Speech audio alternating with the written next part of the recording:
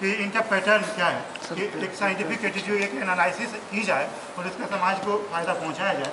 ये कहीं ना कहीं जो लोग रिसर्च कर रहे हैं उनका दायित्व बनता है। तो बताएं कि इनके पीछे मैकेनिज्म क्या है। तो मैंने और मेरे कुछ दोस्तों ने जो आपस में चर्चा करते रहते हैं, उसमें प्रोफेसर नज़र खान जी भी हैं। ये हुआ कि एक हेल्पलाइन होनी चाहिए थी, और सबसे बड़ी बात है इन चीज़ों का कोई विरोध नहीं कर रहा था।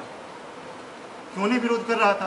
क्योंकि सारी पार्टियों की एक जनता है, यहाँ तक कि छोटे छोटे ऑर्गेनाइजेशन है उनकी भी एक जनता है, और वो जनता डिफाइंड है और वो किसी को दुखी नहीं करना चाहते हैं कि अगर उन्होंने बोल दिया है कि नहीं ये गलत है तो जाट वाले वो हो जाएंगे। सबका एक एक समीकरण है। इंटरनली कोई इस चीज़ को सही नहीं समझता है, लेकिन खुल के विरोध नहीं कर रहा, और ये बुरे लोगों को सह दे रही थी ये बात। इसका प्रूफ हमें तब मिला कि जब हम लोगों ने सिकंदरपुर काकौड़ी गांव का, जो गाजियाबाद के अंदर आता है, एक रिमोट विलेज है, औचक निरीक्षण किया। तो वहाँ एक समगोत्र विवाह का केस था। उसमें क्या हुआ था कि ये 1.5 साल पहले की घटना थी, जब लड़के और लड़की ने विवाह किया।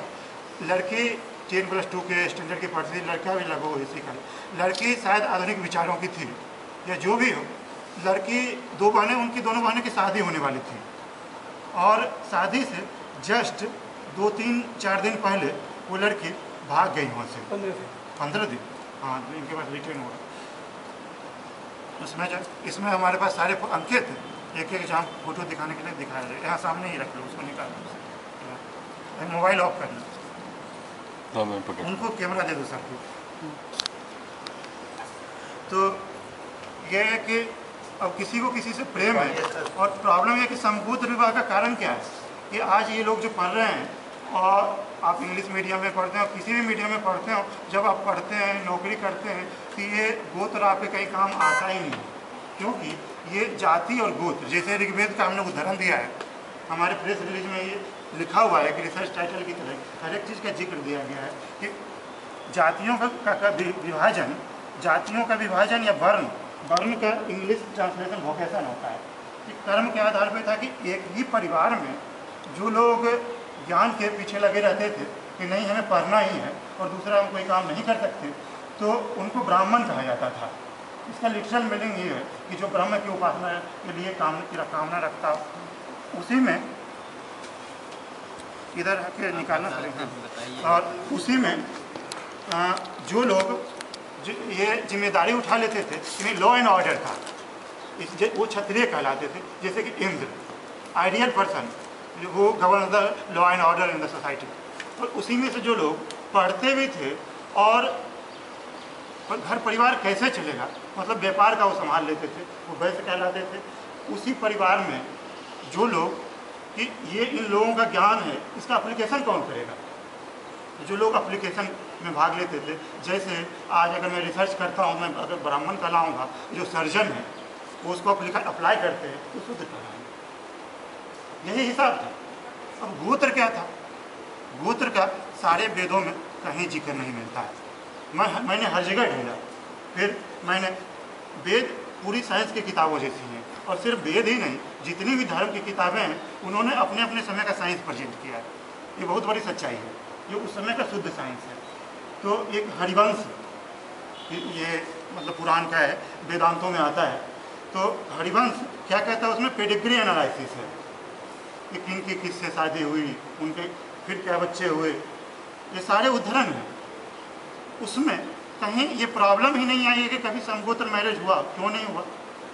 तो समगोत्र होने का उस समय मतलब था कि समाज का सारा उद्देश्य ही ज्ञान के पीछे था। जैसे ऋग्वेद के सारे चैप्टर हैं, उसमें वो ऋषियों के नाम पे हैं, इन ऋषि ने ये चैप्टर लिखा है, और उनसे आगे जो बढ़ा जनरेशन, उनके बच्चे, उस समय ज्ञान का ओरल ट्रांसमिशन होता था, लिखा जाता ही नहीं था। तो जो उनके घर वाले होते थे वो अपना धर्म समझते थे कि नहीं, मेरे पिता के इस ज्ञान को आगे बढ़ाना है। जैसे आज वो कामना होती है कि नहीं, वंश को आगे बढ़ाना है, उस समय था कि ज्ञान को आगे बढ़ाना है किसी भी तरह। फिर ये गोत्र कहाँ से आया? ये उन्हीं के जो आगे बढ़ता है वंशज थे। जैसे खुद ब्रह्मा, उन्होंने एक चैप्टर लिखा है प्रजापति, ऐसे।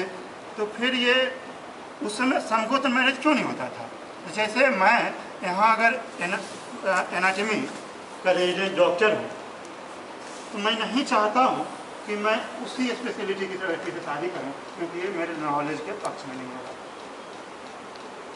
तो कहीं ऐसा रहा होगा कि इसमें नॉलेज शेयरिंग की काम न रही होगी, इंटरकनेक्शन ऑफ नॉलेज, कि आप इस स्पेशलिटी की वजह से किसी ऋषि ने ये चैप्टर लिखा तो उसके स्पेशलिस्ट थे, वो चाहते थे कि जो दूसरा चैप्टर जिन ऋषि ने लिखा उनके घर में हमारी शादी हो और ये नॉलेज का इंटरकनेक्शन होगा, कॉम्प्लीमेंट्री। हाँ, माइट भी ये मेरी अपनी हाइपोथेसिस है, लेकिन क्योंकि इसका कोई गोत्र का कोई एविडेंस किसी वेद में मिला ही नहीं, वेदांत में नहीं बोलते हैं, लेकिन समाज में एग्जिस्ट कर रहा है सब दिन से।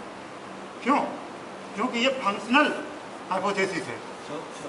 So Rishi can be, in modern day terminology, can be categorized as a research scholar. हाँ, of course. And you are trying to say कि research scholar of जी जी Marxist philosophy will not marry a person of capitalist philosophy. नहीं, मेरा अगर ये logic use किया जाए मॉडर्न डे कॉन्टेक्स्ट में, बिकॉज उनकी आइडियोलॉजी और रिसर्च और फील्ड इंडस्ट्री अलग है।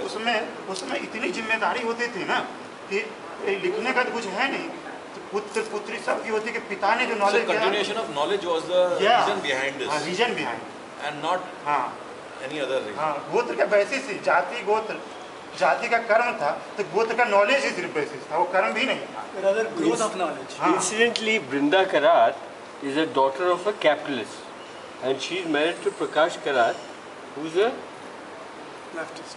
he is a Marxist. नहीं, अभी जैसे साइंटिफिक टर्मिनोलॉजी में हाइब्रिड वीगर एक नाम है, हाइब्रिड वीगर स्टेट कैपिटल मैं बता दूँ। हाइब्रिड वीगर होता है कि अगर सिमिलर स्ट्रेन में अगर कपलिंग करवाते हैं तो हाइब्रिड वीगर नहीं होता है। हाइब्रिड वीगर होना ज़रूरी होता है एडेप्टिबिलिटी के लिए, ये साइंस ने प्रूव कर चुका है इसको। अब ये है कि अब गोत्र जैसे 5000 वर्ष पुराना है, बहुत वेरिएशन हो गया, लेकिन वेरिएबिलिटी के लिए समगोत्री विवाह जो है वो वर्जित है, साइंस ने इसको प्रूव कर चुका है।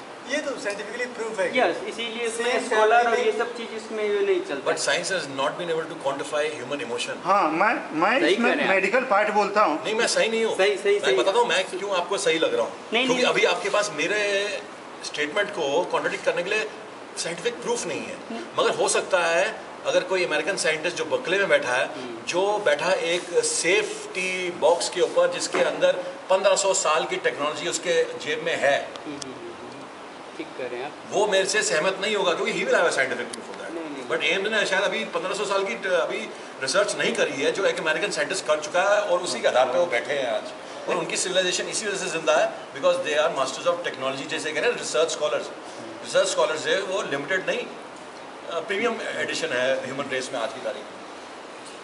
That's right. I don't want to digress कुछ डिजीजेज हैं जिनकी सीवियरिटी में वृद्धि होती है, कंसेंगुइनस मैरिज, लेकिन वो बहुत रेयर है और बहुत कम है। इसका मतलब ये नहीं है कि आप कंसेंगुइनस मैरिज नहीं करोगे तो डिजीज आपको नहीं होगी, कौन होगी, एकदम नहीं है। और उससे आपको बचना, सारी डिजीजों की प्री जेनेटिक प्री काउंसलिंग होती है, बट आप करवा लो। दूसरा प्रिफरेबल नहीं होना एक बात है, but forbidden to this extent ये दूसरा मामला जाना, किसी का मर्डर कर देना, ये और इसका उदाहरण अगर ये इतना इम्पोर्टेंट था, हमारे वेदों में जो हर एक रीत बताई हुई है उदाहरण रहना चाहिए। मैं चैलेंज करता हूँ, कोई मुझे दिखा दे, मैं महीनों से काम कर रहा हूँ। एक चीज़ है, वेद को भी अभी तो यूनिवर्सल ट्रूथ की तरफ आपका सोसाइटी या कॉन्स्टिट्यूशन नहीं मान रहा है, वेद को क्यों इसको ये कर रहे हैं? वेद को तो हम नहीं मान सकते। अगर लोग वेद का हर चीज़ आप फॉलो कर, अगर आपका कॉन्स्टिट्यूशन मान ले तो आप बताइए कि वेद का आप साइड कर सकते हैं क्या? वो लोग लड़ रहे हैं तो धर्म को आधार बना रहे हैं, तो धर्म का ये सबसे बड़ी किताब है। मैं सिर्फ साइंस की बात जानता हूँ, लेकिन जो लोग धर्म दे रहे हैं बोले कि धर्म के विरुद्ध है, क्योंकि हमारे धर्म ग्रंथों में लिखा हुआ है। कहाँ लिखा हुआ है? धर्म में कहीं भी ये नहीं लिखा है कि प्रोहिबिटेड। धर्म में अगर लिखा है, धर्म तो समय के साथ चेंज हुआ है। May I suggest let him finish his discourse, then each person will have an opportunity to ask him questions, and then we debate. Otherwise, we'll go off into a tangent.